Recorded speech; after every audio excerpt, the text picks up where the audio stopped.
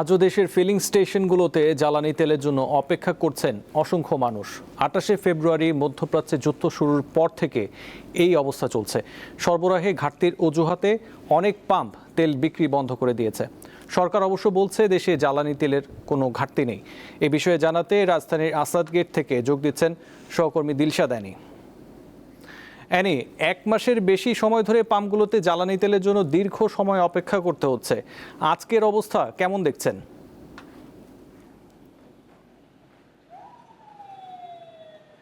আজকের অবস্থাও ঠিক এই 1 মাস ধরে যে জ্বালানি সংকট রয়েছে, আমরা দেখেছি বিভিন্ন পেট্রোল পাম্পে যারা গ্রাহক আছেন তাদের দীর্ঘ লাইন। কেউ 7 ঘন্টা 8 ঘন্টা ধরে লাইনে দাঁড়িয়ে অপেক্ষা করছেন, কেউ তেল নিতে পারছেন, আবার লাইন 7-8 ঘন্টা লাইনে থাকার পরেও অনেকে তেল নিতে পারছেন না, খালি হাতে ফিরতে হচ্ছে অনেকেই।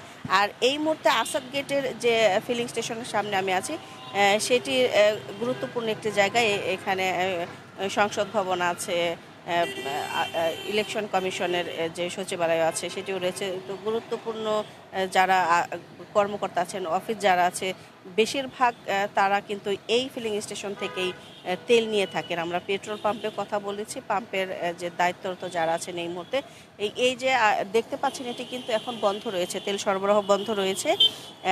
সকাল 8টায় তাদের যে তেলের গাড়ি সেটি গিয়েছে ডিপোতে তেল নিয়ে আসার জন্য।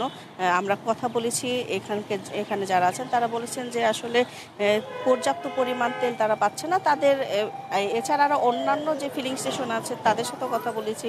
বেশিরভাগ ফিলিং স্টেশনের যারা আছেন, কর্তৃপক্ষ যারা আছেন তারা বলেছেন আসলে ডিপো থেকে কোনো ঝামেলা হচ্ছে, তারা পর্যাপ্ত তেল পাচ্ছেন না।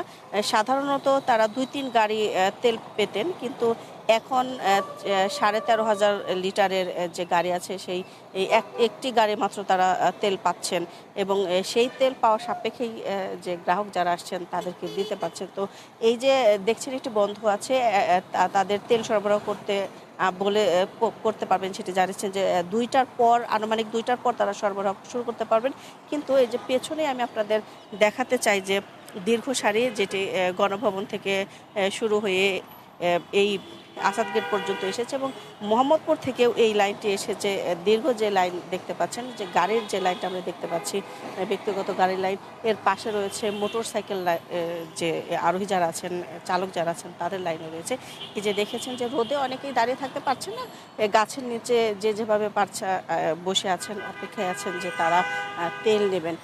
তো গাড়ির এই যে প্রথম যে গাড়িটি দেখতে পাচ্ছেন, এখানকার যে চালক আছেন তার সাথে কিছুক্ষণ আগেই কথা বলেছি। তিনি যেটি জানিয়েছেন, ভোর 4টা থেকে তিনি লাইনে আছেন, কিন্তু তেল কিন্তু সরবরাহ বন্ধ রয়েছে। তেল পাম্প থেকে যারা আছেন তারা এখন তেল দিতে পারছে না, কারণ তাদের কাছে তেল নেই। তাদের গাড়ি ডিপোতে গিয়েছে, তেলের গাড়ি আসা সাপেক্ষেই তারা তেল দিতে পারবেন। কিন্তু তারপরেও তারা কয়েক ঘন্টা ধরেই লাইনে আছেন, কারণ তাদেরকে তেল নিতে হবে, তেল নেওয়া ছাড়া তাদের আসলে কোনো উপায় নেই। এই জন্য তারা বলেছেন, যারা চালক যারা আছেন, যে যতক্ষণই লাগুক না কেন, যে কয়েক ঘন্টাই লাগুক না কেন, তারা আসলে লাইনে থেকে অপেক্ষা করে শেষ পর্যন্ত তেল নিয়েই বাড়ি ফিরবেন। তবে এর ভোগান্তি আসলে কবে শেষ হবে সেই প্রশ্নও রাখেন এই চালকরা। তো এই ছিল এখানকার সবশেষ তথ্য।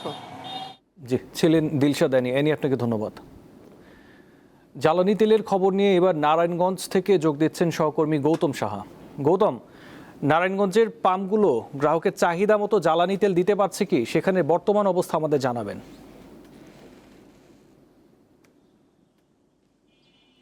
যত দিন যাচ্ছে জ্বালানি তেল নিয়ে সংখ্যা কিন্তু ততই বাড়ছে। সরকারের নানা পদক্ষেপ, আশ্বাসও মিলছে না কাঙ্ক্ষিত সেই চাহিদা মতো জ্বালানি তেল।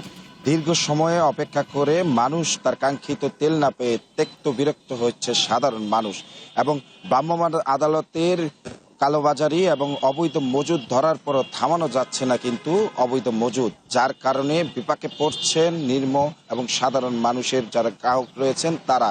আমরা সকাল থেকে যে বিষয়টি দেখেছি, নারায়ণগঞ্জের যে ডিপুগুলিতে তাদের যে চাহিদা মতো যে তেলটি সেটা কিন্তু এই পাম্পগুলিতে দেওয়া হচ্ছে না বলে দাবি করছেন পাম্প মালিকরা, এবং সেই বিষয়টি অনুযায়ী তাদের যেহেতু দরকার 20,000 লিটার, সেখানে দেওয়া হচ্ছে তাদের 9 থেকে 10,000 লিটার, এবং ডিজেলও একই পর্যায়ে। আর নারায়ণগঞ্জের যে পাম্পগুলি আমরা সকাল থেকে দেখছি, যে 66টি পাম্প রয়েছে, এর মধ্যে বেশিরভাগ পাম্প খোলা রয়েছে, তবে তেল বিক্রি বন্ধ রয়েছে। যারা চালক রয়েছে তারা বিভিন্ন প্রান্ত থেকে আসছেন তেল নিতে, তেল না পেয়ে তারা আবার আরেক প্রান্তে চলে যাচ্ছেন। তবে আমরা গ্রাহকদের সাথে কথা বলে যে বিষয়ে জানতে পেরেছি, তারা কিন্তু একেবারে বিরক্ত হয়ে যাচ্ছেন, ভোগান্তিতে পড়ছেন, সেই বিষয়টি বলছেন। তবে পাম্প মালিকরা কিন্তু বলছেন ভিন্ন কথা। অনেক বাইকাররা রয়েছেন, তারা কিন্তু একের অধিক তেল নেওয়ার পরেও তারা কিন্তু বারবার আসছেন, কিছুক্ষণ পরপর তেল নিতে আসছেন। এক ধরনের বাড়তি যে চাহিদা, সেটা কিন্তু এই তেল, জ্বালানি তেল নিয়ে কিন্তু বেড়েছে ইদানিং 1 মাসে, এবং সেই কারণেও একটা কিন্তু সংকটের কারণ হিসেবে দেখছেন। এবং আমরা সরকারি নারায়ণগঞ্জে যে ফতুল্লা, সিদ্ধিরগঞ্জে 4টি ডিপো রয়েছে, সেই ডিপোগুলিতে যে সময়সূচি নির্ধারণ করা হয়েছে সকাল 7টা থেকে 3টা পর্যন্ত, এবং ছুটির দিনেও কিন্তু ডিপোগুলিতে তেল সরবরাহ করা হচ্ছে।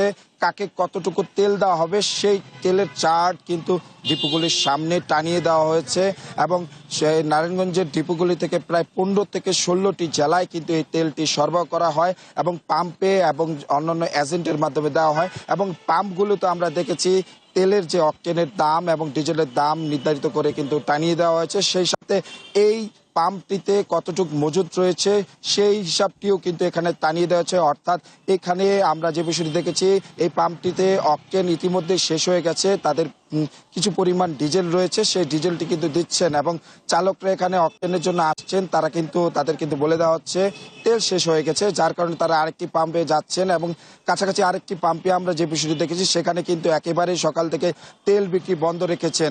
সবকিছু মিলিয়ে এখন পর্যন্ত নারায়ণগঞ্জে তেলের, জ্বালানি তেলের যে পাম্পগুলি রয়েছে সেখানে কিন্তু যাদের আছে তারা বিক্রি করছে, যাদের নেই তারা কিন্তু বিক্রি বন্ধ রেখেছেন, এবং জ্বালানি তেল সরবরাহের জন্য ডিপোতে সারি সারি লাইন নিয়ে গাড়ি নিয়ে বসে আছেন। এই ছিল আসলে আমার কাছে এখন পর্যন্ত জ্বালানি তেল নিয়ে সর্বশেষ তথ্য।